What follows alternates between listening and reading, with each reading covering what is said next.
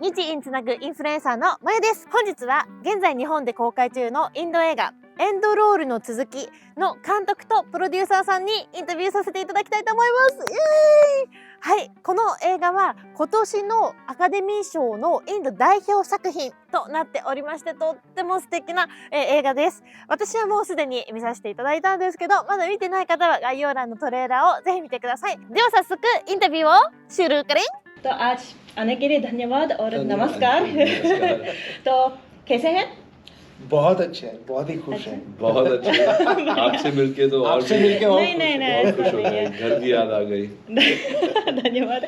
आप तो of course जहाँ आए हुए हैं ना। हाँ, मैंने यहाँ कितनी पहले बार पिक्चर आए भी थे? बनाया। मैं हाँ। ये 5वीं बार आ रहा हूँ। अच्छा। और मैंने एक वैली ऑफ फ्लावर्स हिंदी हाँ। और जापानीज में पिक्चर बनाई थी। तो उसमें इंडिया के भी बड़े एक्टर थे और जापान के भी एक्टर थे, तो उसका पूरा 1 घंटे का क्लाइमैक्स हमने टोक्यो में और यहाँ आसपास शूट किया था। अच्छा, तो मैंने मूवी देखी है और अच्छा। मुझे बहुत ही अच्छी लगी, क्योंकि मुझे लगा कि इसी फिल्म में इंडिया की असली अच्छी गुण हैं, बहुत हैं। जैसे कि एक बार दोस्त बन जाएं तो परिवार के जैसे ट्रीट करते हैं, एक दूसरे को मदद करते हैं, या तो बहुत सुंदर घर का खाना भी है और प्रकृति भी है। प्रकृति भी है। हाँ, तो मुझे बहुत ही अच्छा लगा। सबसे पहले पूछना चाहती हूँ, तो ये मूवी आपके ऊपर है, आपकी जिंदगी के ऊपर है, बेस्ड ऑन योर लाइफ। तो कैसा था अपने जिंदगी के ऊपर वीडियो बनाने का अनुभव? तो पहले तो मैंने कभी सोचा नहीं था कि मैं अपनी जिंदगी के ऊपर फिल्म बनाऊंगा, क्योंकि वही सब चीजों से मैं दूर भागना चाहता था। अच्छा। तो अभी वहां जाके क्यों फिल्म बनाने का। हाँ। लेकिन ऐसा हुआ कि जिस तरह से जो फिल्म होता था सेल्यूलॉइड और उसका ट्रांजिशन हुआ डिजिटल, तो इंडिया में बहुत सारे जो प्रोजेक्टर ऑपरेटर थे, 1, 2, 3 लाख जैसे लोग अपनी रोजगारी, अपना employment, they were fired from the job. तो उस टाइम में जो मेरे एक मित्र थे, उनकी हालत बहुत खराब थी। अच्छा। क्योंकि वो इतना प्यार करते थे और 14 साल की उम्र से उनको एक ही काम पता था, कैसे फिल्म दिखाना। वो प्रोजेक्टर ऑपरेटर, उसके पिताजी भी वही काम करते थे।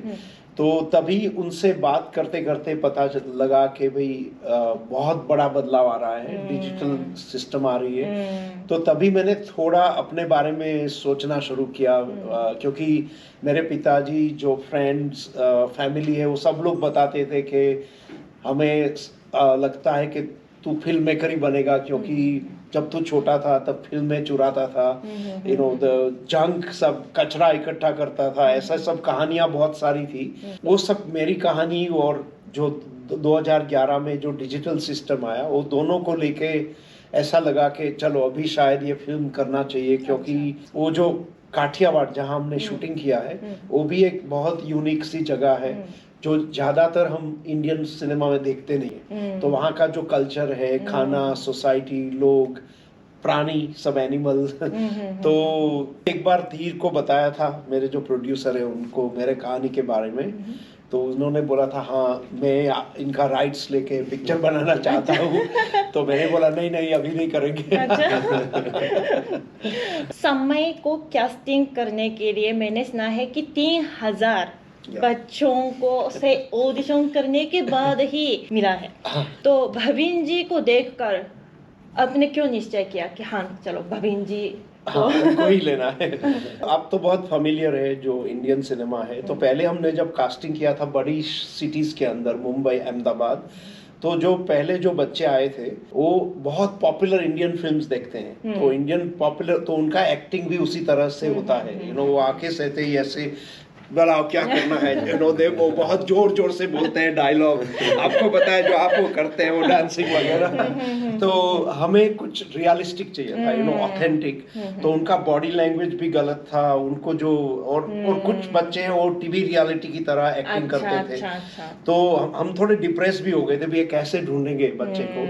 फिर हमने डिसाइड किया कि अभी प्रोफेशनल एक्टर को छोड़ देते हैं, हम गाँव में जाते हैं जहाँ बच्चे बहुत बाहर सिनेमा कभी जाते नहीं है। और तो उसी वक्त हम ऐसे वसई करके एक गांव है, वहाँ पे ये भाविन रबारी अपनी 2 गाय और भैंस, 2 कैटल हर्डर, और वो ट्राइब से हैं जो रबारी है, जो पहले कैमल हर्डर थे, वो कैमल रखते थे, तो वो गवर्नमेंट स्कूल में पढ़ता था। और हमारा ऑडिशन नॉर्मल नहीं था, जैसे हम आ गए और कैमरा में लाइन हम उनको कुछ एक्टिविटी करने के लिए देते थे, तो उनको बहुत सारा जंक दिया गया था।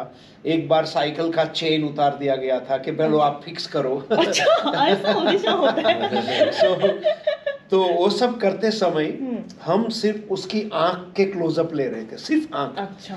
तो आंख, खुशी हुई आंख, दुख भरी आंख, आश्चर्य आंख, ऐसे बहुत सारी भयंकर आंख। और वो आंख के जो शॉट थे वो हमने लगाए एक के बाद एक, back to back, 40 to 60 second का जो छोटा सा रील बनाया।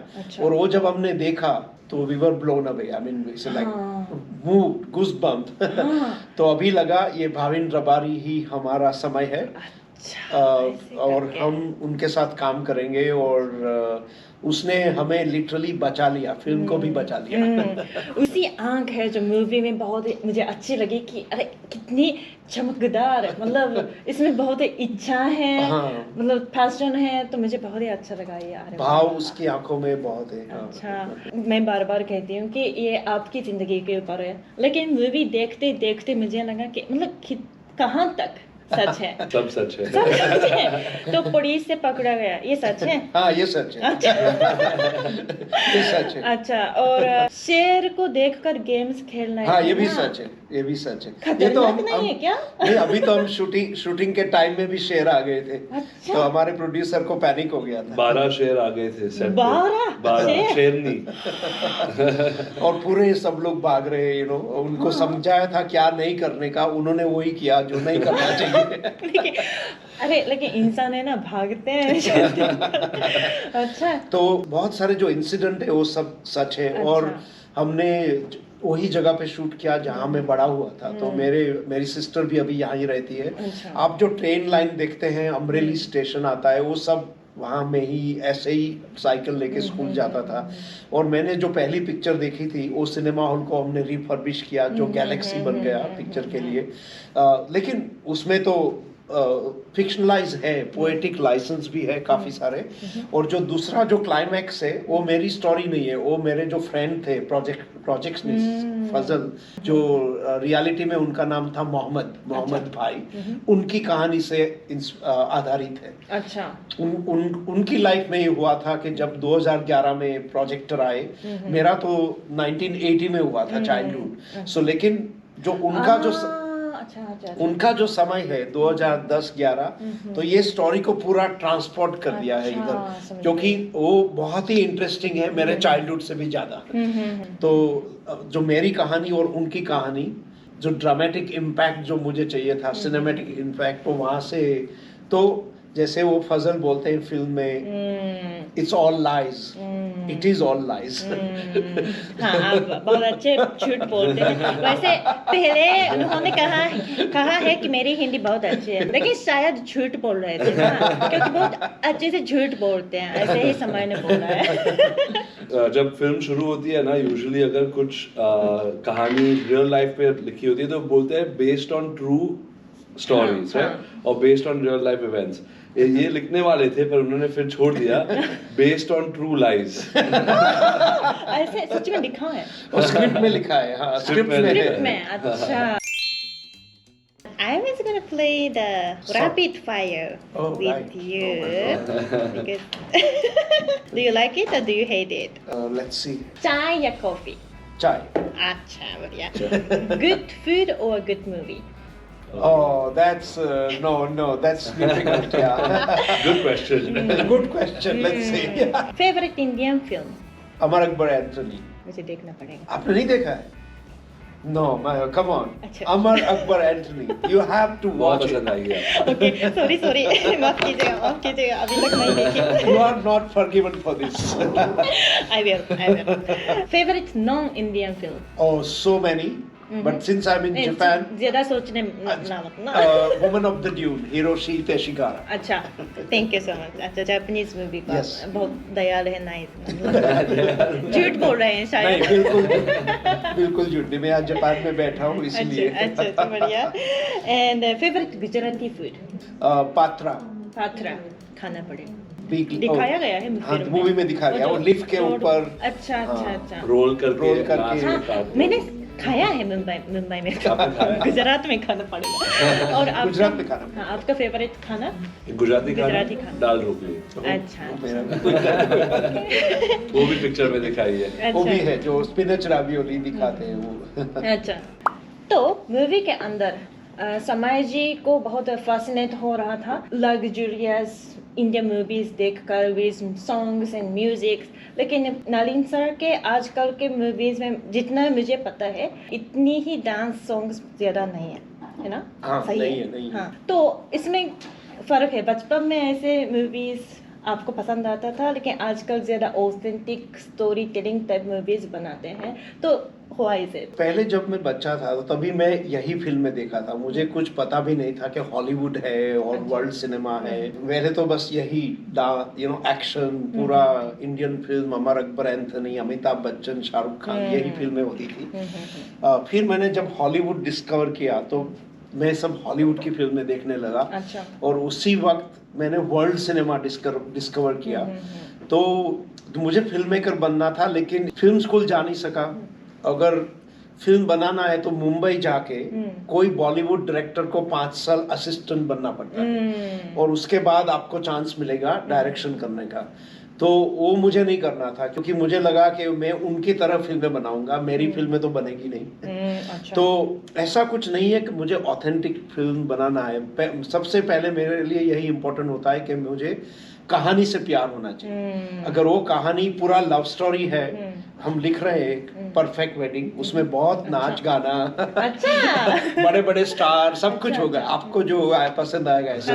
पक्का रील्स बनाऊंगी जब आएगी ना। बट वो कहानी की डिमांड है कि उसको इस तरह से बनाया जाए। एक एक्शन मूवी है जो मार्शल आर्ट के ऊपर आधारित है, उसमें उसकी लिए डिमांड है।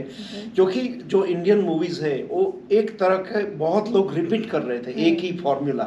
हर बार एक फॉर्मूला बन गया था, 2 गाना, एक आइटम नंबर, एक climax, over the top action. तो ऐसी 1 2 3 नहीं, 500 फिल्म आ रही है हर साल। तो मुझे अपनी फिल्म मेकिंग प्रोसेस एंजॉय भी करना है। मैंने एक वैली ऑफ फ्लावर्स जो बनाई थी वो मेरी तरह से ओवर द टॉप फिल्म है। उसमें कुछ रियल नहीं है। कि कहानी है वो शुरू होती है इंडियन हिमालयाज में 19th सेंचुरी में, और उसका पूरा क्लाइमैक्स है टोक्यो में, मॉडर्न डे टोक्यो मैंने में। देखा है थोड़ा सा। तो ये उसमें ये लव स्टोरी है, वो 200 साल तक चलती है। तो उसको मैं इजीली पॉपुलर फॉर्मूला के हिसाब से बना सकता था, लेकिन मैंने सोचा मुझे कुछ ओरिजिनल करने की इच्छा है। उसमें मुझे भी मजा आए कि जिसमें हम कुछ सिनेमैटिक लैंग्वेज को भी आगे ले जाए। वही है ना, समय जी को बहुत जुगाड़ करना, क्रिएटिविटी बहुत आता था। आप भी हमेशा नई चीजें मतलब खुद बनाते हैं। हाँ, हम बहुत जुगाड़ बड़ा- ही करते हैं और इनका कंपनी का नाम भी जुगाड़ हाँ, ही है। I thought it's a genius name. जुगाड़ मोशन पिक्चर्स है।